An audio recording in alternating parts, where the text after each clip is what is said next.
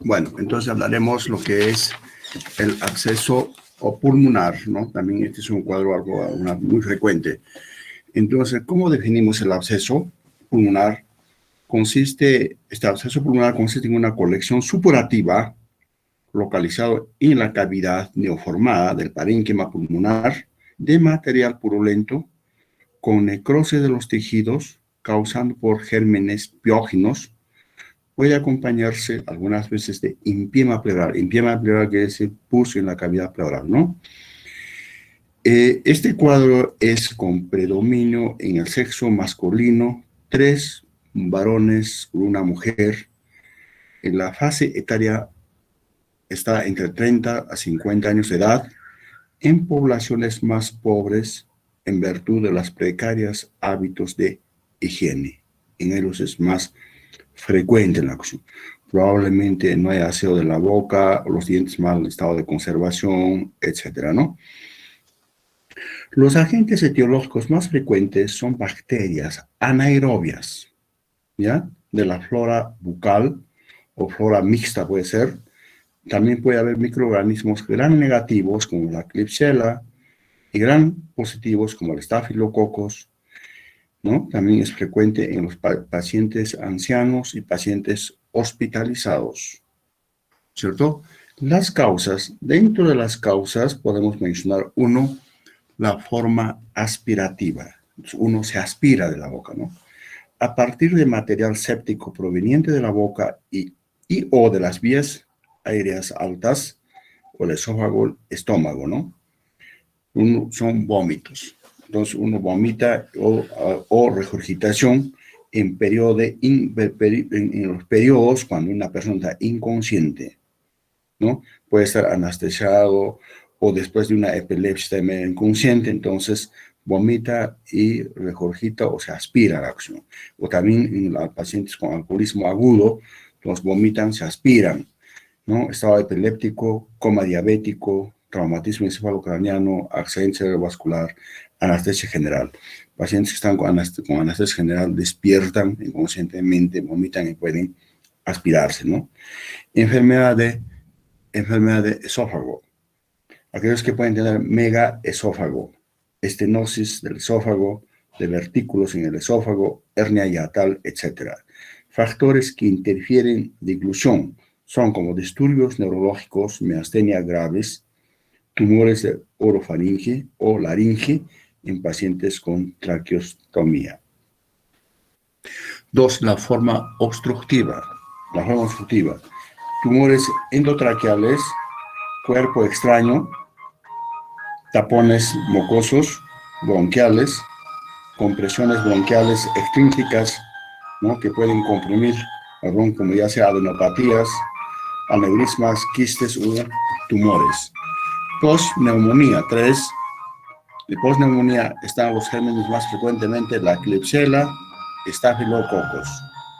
4. Vía hematógena, o sea, el germen puede llegar de otra zona por vía hematógena o vía sanguínea en caso de septicemia bacteriana, tromboembolia pulmonar con infarto, manipulación del sistema genito-urinario, absceso hepático, etc. 5. Por contigüidad.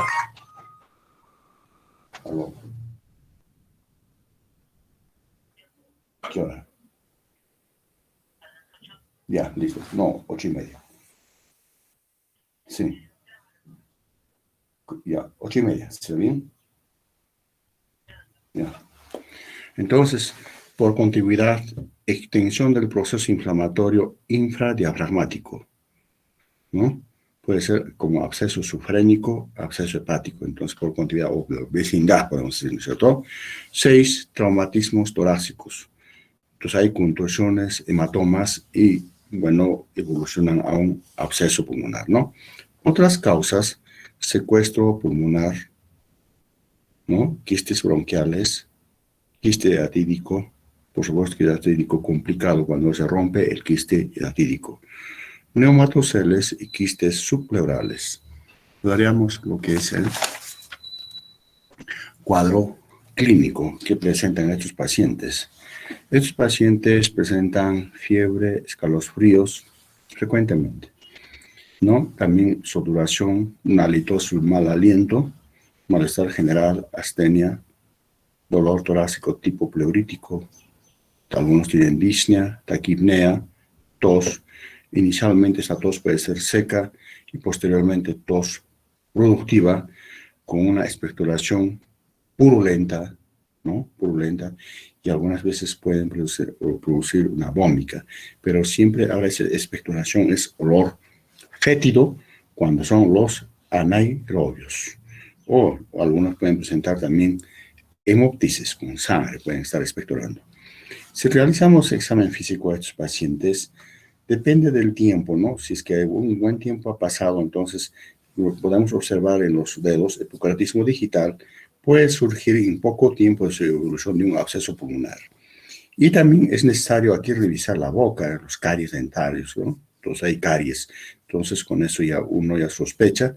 O infecciones de las encías, la cuestión. Entonces, ¿ya? Eso es uno. Y si realizamos, digamos, a la palpación del tórax, hay vibraciones vocales disminuidas en las zonas comprometidas. Percusión, puede haber somatidez localizado. Auscultación, murmullo vesicular disminuido en el área comprometida. Y algunas veces puede existir estertores crepitantes o frote pleural que puede ser fugaz, ¿no? Fugaz. Diagnóstico diferencial. Estos cuadros, entonces, hacemos como diagnóstico diferencial o podemos confundirnos con carcinoma bronquial, ¿no? Bronquiectasias, tuberculosis pulmonar, empiema pleural con fístula broncopleural, picosis pulmonar, absceso amibiano hepático con perforación al bronquio, hematoma pulmonar, cuerpo extraño, área infectada de secuestración pulmonar. ¿Qué exámenes complementarios vamos a solicitar aquí? Siempre aquí se trabaja con radiografía de tórax o tomografía de tórax, observamos imagen cavitario de paredes espesas con nivel hidroaéreo, localizado principalmente en segmentos posteriores de los lóbulos superiores y dorsales de los lóbulos inferiores. Entonces, siempre esta imagen cavitaria observamos la parte baja aumenta la densidad, donde está, digamos, el pus, y más arriba puede ser un poco el aire, ¿no? Entonces, la claridad, ¿no? Entonces, y si es que solicitamos un hemograma, habrá una leucocitosis con desviación a la izquierda, granulaciones tóxicas con neutrófilos. Examen bacteriológico de esputo, en general, revela flora mixta. No siempre, algunas veces los encontramos solamente anaerobios en flora mixta, porque en orofaringe, ahí está la flora mixta, digamos, gran positivos, gran negativos, los anaerobios, ¿no? Más que todo, aquí algunas veces predominan siempre más los anaerobios. Entonces, flora mixta, importante para descartar la tuberculosis pulmonar o micosis pulmonar. También se puede hacer cultivo del esputo, claro, esto es lo mejor, sería, ¿no? Tiene poco valor en práctica por la dificultad de aislamiento de bacterias anaerobias. Porque si tú el esputo lo llevas, ya se mezcló con orofaringe, con los gérmenes o con la flora normal. Otro examen que se puede hacer es una broncoscopía, ¿no? En alguna broncoscopía puede identificarse, ¿no? Identificarse cuerpo extraño, ¿no? Tumor en estenosis bronquial, tomar la muestra de secreciones para examen de laboratorio, hacer la biopsia, ¿no? Algunas veces por encima del tumor también puede ser el absceso, la opción, ¿cierto? El tratamiento, en el tratamiento está dividido en dos fases. Tratamiento clínico, el médico clínico que practica, ¿no? Como neumólogo diremos, y el otro es tratamiento quirúrgico más para cirujano de tórax. Entonces hablaremos de tratamiento clínico. ¿Qué debe hacer? Fisioterapia respiratoria para facilitar el vaciamiento del absceso, pues ayudar a expectorar el vaciamiento del absceso. Los abscesos generalmente son causados por gérmenes de flora mixta con incidencia considerable de anaerobios, ¿ya ves? Debiendo ser considerados en la elección de antibióticos que puedan ser utilizados. Aquí más que todo siempre vamos a utilizar, digamos, los antibióticos puede ser la ceftriaxona, que es la cefalosporina tercera generación, 2 gramos cada 24 horas por vía endovenoso, siempre por vía parenteral. Aquí, por vía oral, no vamos a hacer nada. Y tenemos otro, el metronidazol, 500 miligramos cada 6 horas también por vía parenteral. Entonces, esto nos sirve para los anaerobios y también para gram negativos, gram positivos. O se puede utilizar, digamos, con ceftriaxona con clindamicina a dosis de 600 miligramos endovenoso cada 6 horas. Inclusive, también en vez de clindamicina, también podemos utilizar los últimos estos antibióticos como la moxifloxacino, ¿no? Entonces, las quinolonas. Entonces, estos también abarcan gram positivos, gram negativos anaerobios, 400 miligramos endovenoso cada 24 horas, ¿ya? Duración del tratamiento es un poco largo, pues de 4 a 6 semanas, debiendo utilizarse siempre por vía endovenosa las primeras semanas, ¿no? Quizás posteriormente podemos cambiar si es que hay mejoría del cuadro clínico por vía oral, ¿no? Aló. Sí, dígame.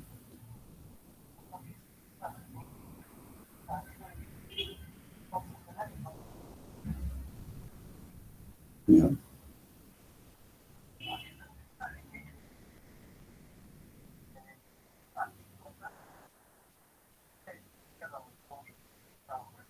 ¿Ya? ¿Ya?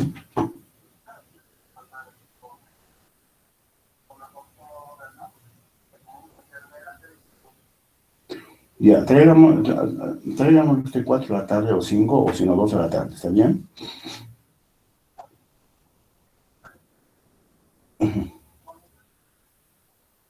No, no, no, por eso tráiganlo ustedes, vamos a verlo aquí, bonito, ¿ya? Es que no lo puedo decir nada. Es que ahorita también estoy ocupado, Pito, por eso, lo único que me puede creer, ¿ya? ¿Sí? Listo, hasta luego, hasta luego. Ya, el tratamiento quirúrgico prácticamente es drenaje externa, percutáneo, guiado por tomografía o ecografía o broncoscopía, son indicados en pacientes con respuesta desfavorable a la antibiótico terapia. O sea, hemos utilizado nuestra antibiótico terapia todo, no hay respuesta, no hay mejoría, entonces se realiza este tipo de procedimientos.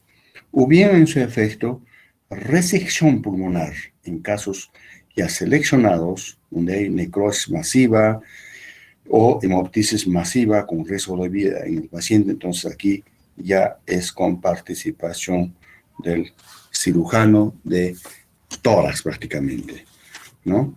Entonces, este es entonces en cuanto al absceso pulmonar. Y luego hablaríamos ahora lo que es la trombosis venosa profunda y tromboembolia pulmonar. ¿En qué consiste esta trombosis venosa profunda? Prácticamente esta trombosis venosa profunda, ¿no? Bueno, la trombosis venosa profunda es la formación de coágulos sanguíneos en la luz de una vena del sistema venoso profundo, causando obstrucción parcial o total del retorno venoso, o sea, perjudica el retorno venoso parcialmente o totalmente. Compromete frecuentemente miembros inferiores a nivel de las pantorrillas en un 90%, ¿no? Si no es tratado el trombo, puede fragmentarse, se rompe, fragmentarse y migrar en forma de émbolo, ¿no? A las ramas de la arteria pulmonar, causando embolia pulmonar, ¿no es cierto? Ahora, de otros, el 90% entonces es de miembros inferiores, a nivel de las pantorrillas.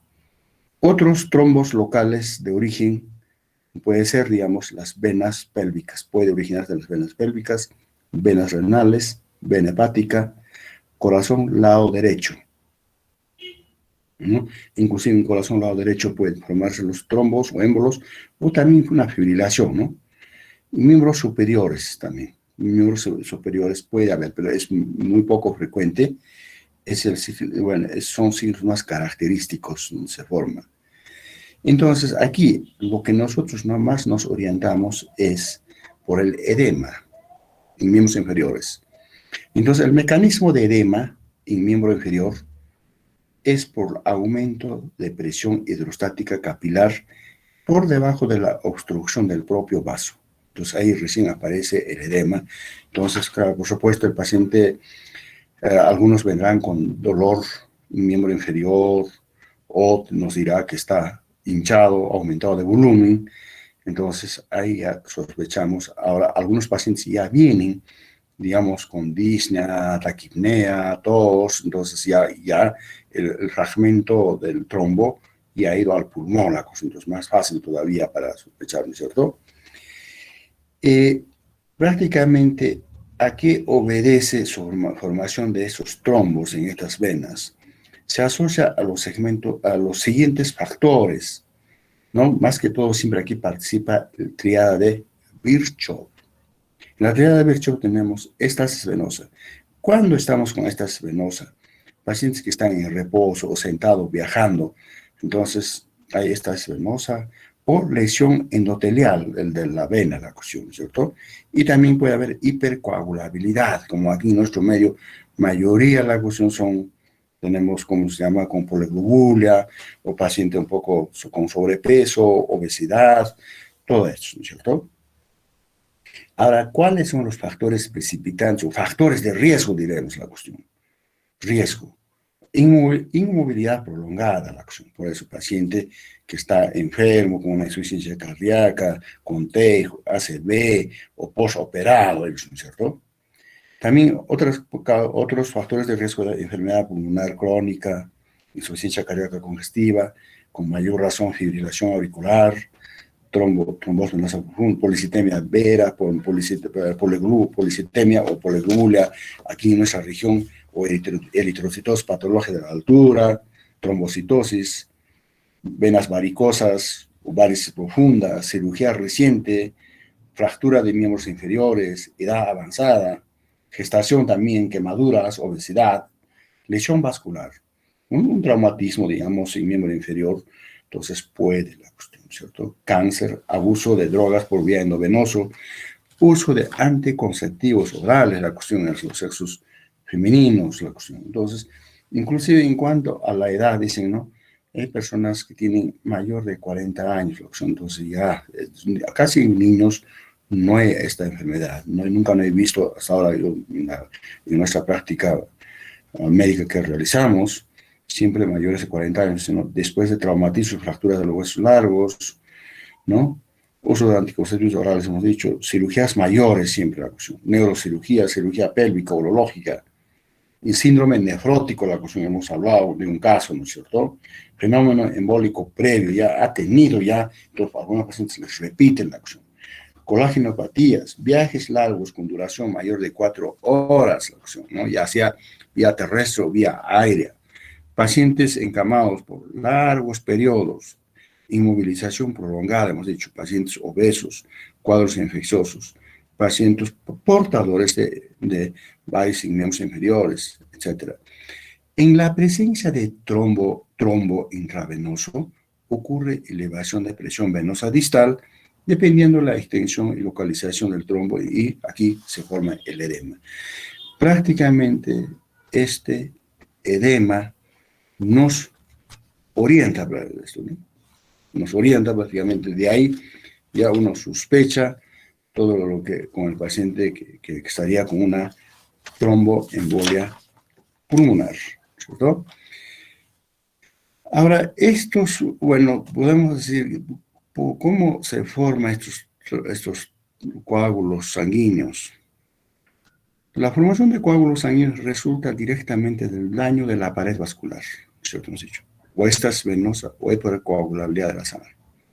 Alteraciones de la presión intravascular o una alteración del flujo sanguíneo periférico puede hacer con que el trombo se desprende y se fragmenta, o se fragmenta.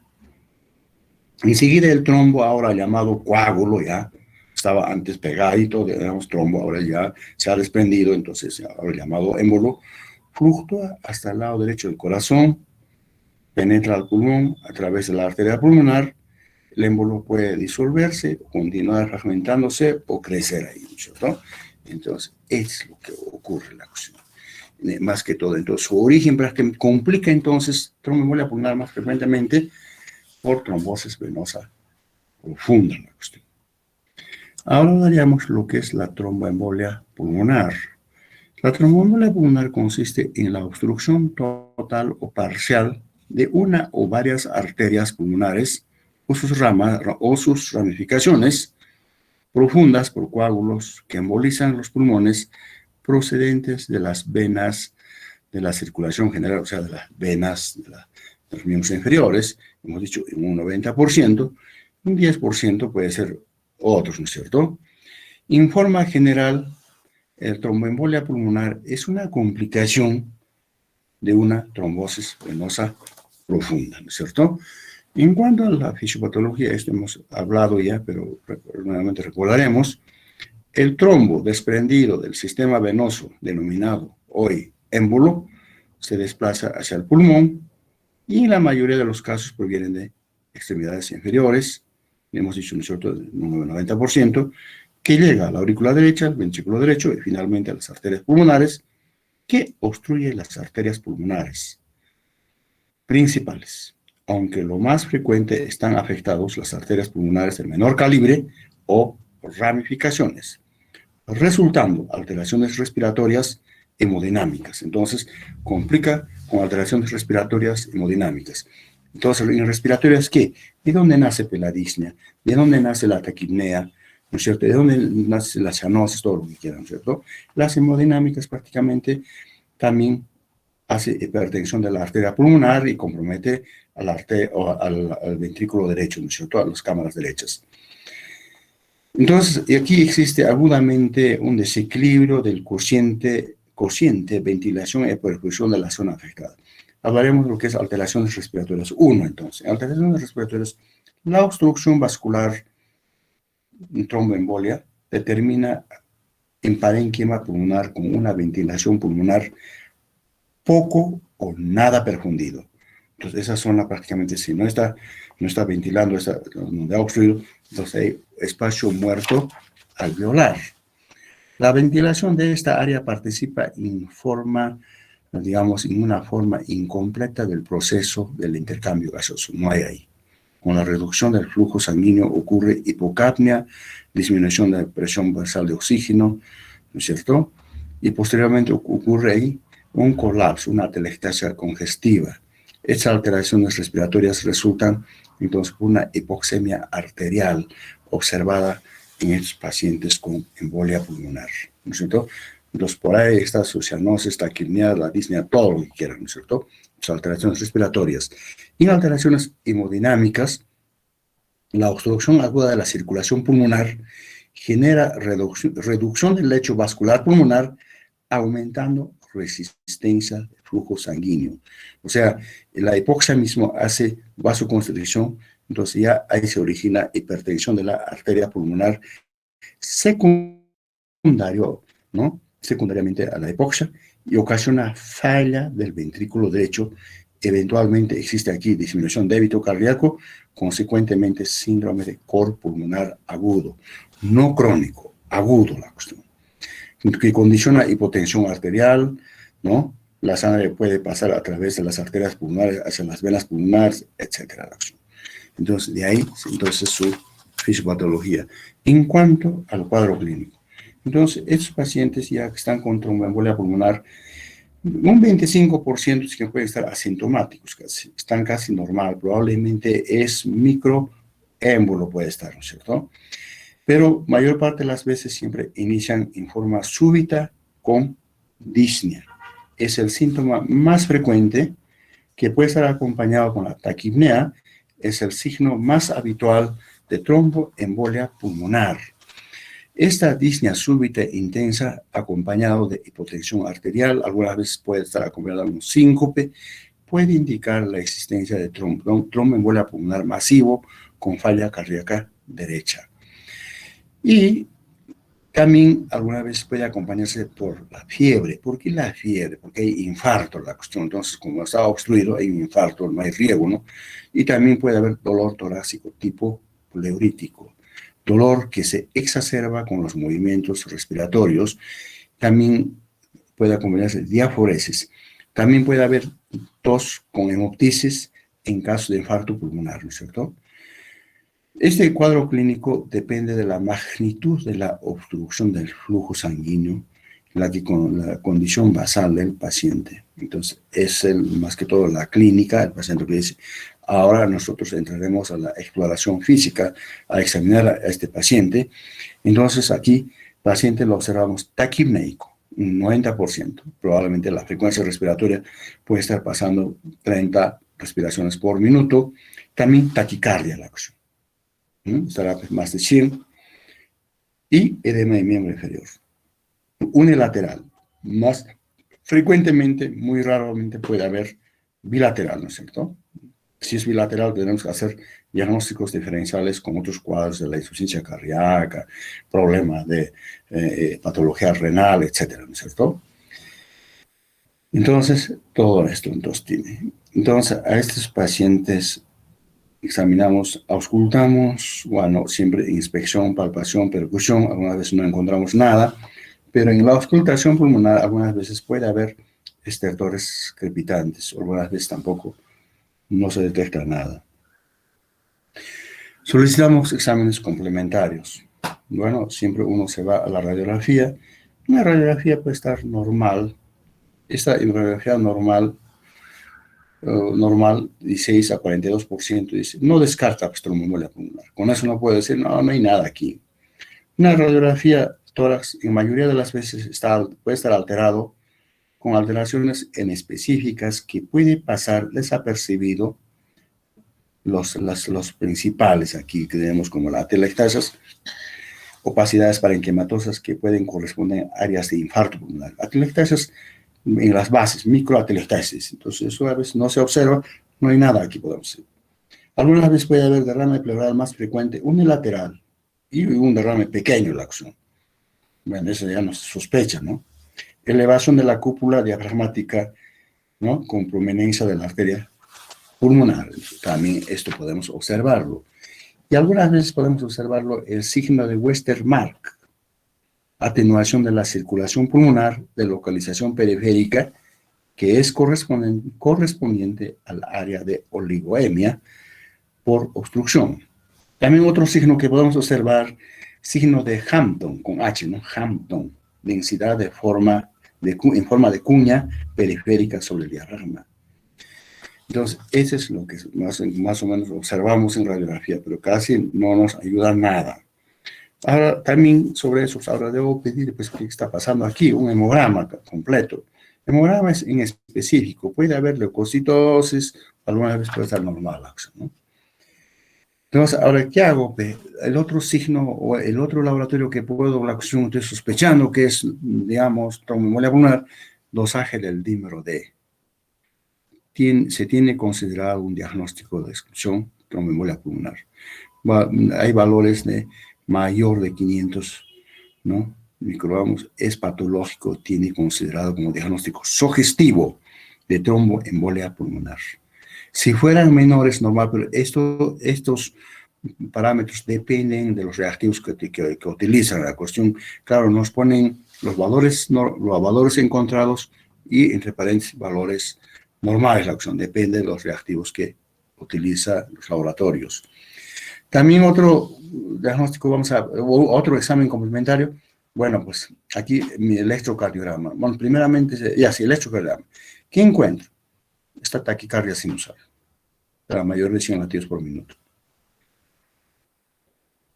Y cuando haya hipertensión de la arteria pulmonar, el eje del QR se desvía hacia la derecha. Podemos encontrar, digamos, bloqueo completo de rama derecha, que es signo indirecto de hipertrofia ventricular derecha. Y también aquí uno que nos ayuda es alteraciones del complejo QRS, tipo onda S en derivación 1, onda Q en derivación 3 y onda T en derivación D3. ¿no? Es lo que vamos a encontrar, este que ya me ayuda ya, ¿cierto? Y ondas T negativas en las derivaciones anteriores, como en la derivación B1 y B6, ¿no es cierto? Entonces, ahora también, bueno, aquí ahora ya hay sospecha para mí. Entonces, un ecocardiograma puede descartar signos de hipertensión de la arteria pulmonar, aumento de la aurícula derecha y el ventrículo derecho. Entonces, también ya me ayuda, ¿no? Con esa sospecha, ¿no es cierto? Pero lo más esto aquí me puede ayudar es, digamos, el tomografía pulmonar. Ayuda eso. Claro, el laboratorio o el examen más específico es arteriografía pulmonar. Es el examen invasivo considerado como patrón de oro en diagnóstico de tromboembolia pulmonar. Más que todo, lo que estamos hablando de la tomografía, tiene que ser tomografía computarizada helicoidal. Se tiene considerado como examen importante para el diagnóstico de tromboembolia pulmonar. Claro, es importante, ¿no? Ahora, si es que realmente hay edema en miembro inferior, ecografía Doppler en miembro inferior es útil para el diagnóstico de tromboembolia pulmonar. Entonces, lo ubica el trombo donde está el tamaño, todo, ¿no? Entonces, me va a ayudar. Pero ahora, si esta ecografía Doppler no me ayuda, flebografía, que antes se practicaba bastante, antes de que existieran las ecografías, flebografía. El examen también patrón de oro es un examen invasivo para el diagnóstico de trombosis venosa profunda. Puede ser indicativo cuando el resultado de ecografía Doppler es inconclusivo, ¿cierto? Entonces, estos exámenes complementarios se utilizan, ¿no? Diagnóstico. ¿Cuándo voy a decir realmente aquí existe tromboembolia pulmonar? Sospecha clínica, ¿no? Y el otro es factores de riesgo. Es un paciente que está viajando, es un paciente obeso, un paciente operado que está postrado, ¿no? Alteraciones radiológicas y gas sin sangre arterial. También estamos hablando del gas sin sangre arterial, también nos ayuda. Diagnóstico diferencial. Algunas veces, muchas veces, neumólogos o otros clínicos lo tratan como una neumonía con su antibiótico, lo bombardean todo. No hay mejoría, la cuestión a las 72 horas, todo. Frente aquí será tuberculosis o qué hago la cuestión. Entonces, más examinan un poco tal cosa, entonces se inclinan para tromboembolia pulmonar. Otras veces también con bronconeumonía, podemos confundirnos con infarto agudo de miocardio, insuficiencia cardíaca congestiva, también la cuestión, ¿cierto? Y luego la cuestión, el tratamiento que se debe realizar, primeramente siempre las medidas generales. Inmediatamente estoy sospechándolo de una tromboembolia pulmonar, entonces el paciente ya no debes hacerlo caminar, nada. Entonces es posible una silla de ruedas, listo, que esté en reposo absoluto y administración de oxígeno terapia. Primeramente, por supuesto, medimos gas sin sangre arterial, o como se llama, está muy bajísimo, saturación de oxígeno, ya, entonces oxígeno terapia, ¿cierto? Y si hay dolor intenso, analgésicos, podemos dar, ¿cierto? Y segundo, las medidas específicas aquí es anticoagulación, heparinización. Heparina, ¿qué hace? Estabiliza el trombo ya formado y previene la formación de nuevos trombos. Favorece recanalización del trombo por sistema fibrinolítico endógeno. Esta heparina podemos utilizar 500 cada 6 horas vía endovenoso o mejor por infusión, la cuestión, suero. Está indicado para todo paciente que no está contraindicado la anticoagulación, debiendo iniciarse entonces con heparina vía endovenoso. El uso de la heparina debe monitorizarse con el tiempo parcial de tromboplastina, mantener esto en 1.5 a 2.5. Simultáneamente podemos utilizar el anticoagulante oral como la warfarina, que puede ser comprimidos solamente vienen tabletas o tabletas 5 miligramos, podemos utilizar simultáneamente. ¿Por qué? La heparina, la warfarina actúa muy lentamente, su efecto recién se va a verse a partir del cuarto o quinto día, pero la heparina ya actúa. Entonces, a partir de eso, entonces puedo retirarme la heparina y mantener con warfarina. Pero el temor del uso de la heparina entonces las hemorragias. Tengo que ponerme su antídoto de la heparina como sulfato de protamina en casos de hemorragias. Ahora, antídoto de la warfarina, tengo que tener a la mano mi vitamina K o fitomenadiona, ¿no es cierto? Entonces, ese es cuando hay hemorragias o cuando, bueno, la warfarina debe ser monitorizado con INR, mantener en 2 a 3. Si estoy más allá de 3, estoy con riesgo de hemorragias, la cuestión. Si estoy menor de 2, estoy dando dosis inadecuadas, de repente debo aumentar, entonces debe ser monitorizado con esto. Ahora, ¿por cuánto tiempo voy a utilizar este anticoagulante oral? Pues puede ser 3 meses, 6 meses o más tiempo, la cuestión puedo utilizar. Entonces, no tiene, digamos, hasta ya hay mejoría, ahora puedo suspender. No. Entonces, siempre monitorizándolo con INR, todo, ¿no es cierto? Es entonces el anticoagulante. Pero ahora también se puede utilizar, tercero, los trombolíticos. Y eso promueve la disolución del trombo, la cuestión, ¿no es cierto? Pero el riesgo de las hemorragias, todo esto, entonces casi no, muy poco se arriesgan la cuestión. Entonces, y también tiene que ser, pues, el tiempo, no me va a venir, pues, de aquí de semanas o meses que ha tenido, vamos a hacer trombolíticos, tiene que ser casi en las 3 primeras horas la cuestión tiene que ser, ¿no? Pero no puedo utilizar, digamos, mi warfarina, porque estoy frente a una paciente gestante o es una mujer joven, todo. Entonces, ¿qué hago la cuestión? O contraindica el uso de la warfarina. Entonces, ¿qué hago frente a eso? Entonces, hacer colocar un filtro en la vena cava superior. Está indicado en casos de tromboembolia pulmonar comprobada y en la contraindicación absoluta del uso de los anticoagulantes, ¿no es cierto? En esos casos sí se utiliza la cuestión, ¿ya? En casos de embarazo por su teratogenicidad de la warfarina. Entonces, que nadie no quiere tener un hijo con malformaciones congénitas, ¿no?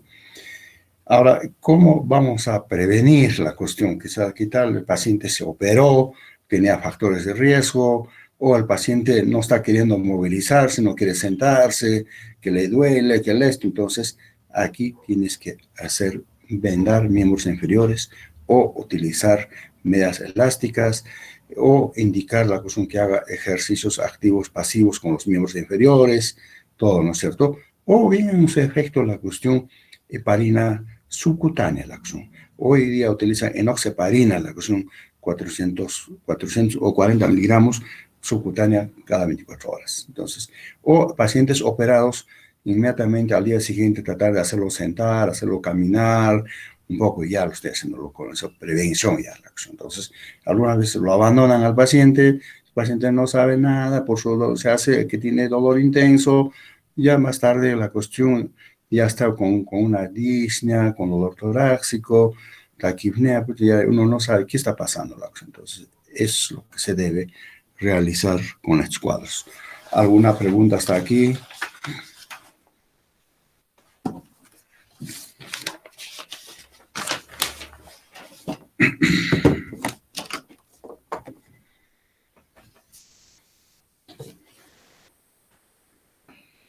Bueno, si no hay nada, nos vemos mañana, ¿ya? Ya, excelente, doctor. Muchas gracias, doctor. ¿De qué? Sí. Gracias, doctor. Hasta luego. Hasta luego, doctor. Yo mañana